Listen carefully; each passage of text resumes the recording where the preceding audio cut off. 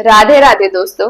आइए आज फिर से कुछ अच्छा और नया सीखते हैं रामायण की इस छोटी सी कथा से। कहते हैं जब भगवान ने अपनी लीला पूरी कर दी थी, रामायण लीला इस भूधरा पर, सब लोग भगवान ने सबके लिए विमान आए, पूरे अयोध्या वासियों के लिए, अयोध्या वासियों के लिए, सबके लिए विमान आए। पूरे नगर वासी यहीं से मृत शरीर नहीं, वो जीते जी भगवत साकेत धाम गए। तो भगवान ने फिर हनुमान जी से कहा कि पूरे नगर में देख के आओ हनुमान, कोई रह तो नहीं गया है। तो हनुमान जी ढूंढने गए तो सरयू नदी के किनारे वो धोबी बैठा था, जिसने सीता मैया के बारे में क्या कहा था, मैं राम नहीं हूँ। अपनी पत्नी से कहा था कि पर पुरुष के यहाँ रह के भी जो अपनी पत्नी को स्वीकार करे, घर में रखे, तो वो वहां पे था। तब भगवान ने कहा था समय पर तुझे बुद्धि नहीं आई, जब तुझे समझा रहा था। तो भगवान ने कहा ठीक है, तू मेरे विमान में बैठ जा। जैसे ही भगवान उसे अपने साथ ले जा रहे थे, साकेत के दरवाजे बंद हो गए।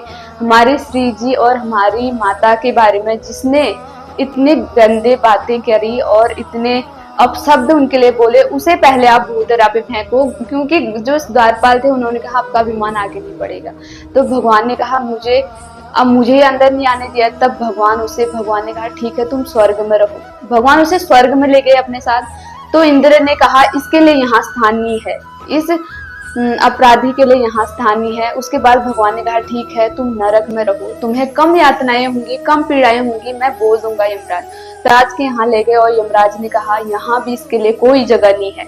जो हमारी माता का, जो हमारी अधिष्ठात्री देवी का, जो भगवती का अपमान करे, उसके लिए कोई स्थान नहीं है। तब भगवान ने कहा तुझे पहले समझाया है तो तुझे बुद्धि नहीं आई। और आज भगवान हमें क्या सिखा रहे हैं इस कथा से, कि हमें अपने भगवान पर कभी संकोच नहीं करना चाहिए। वो पूजनीय है, उनका नाम स्मरण करें और अपना कल्याण करें। उनके बारे में उंगली उठाएंगे तो हमारा ही अहित होगा। ऐसी कथाओं के साथ आनंद लीजिए और फिर मिलते हैं नए वीडियो में। तब तक के लिए बोलते रहिए श्री राधे राधे।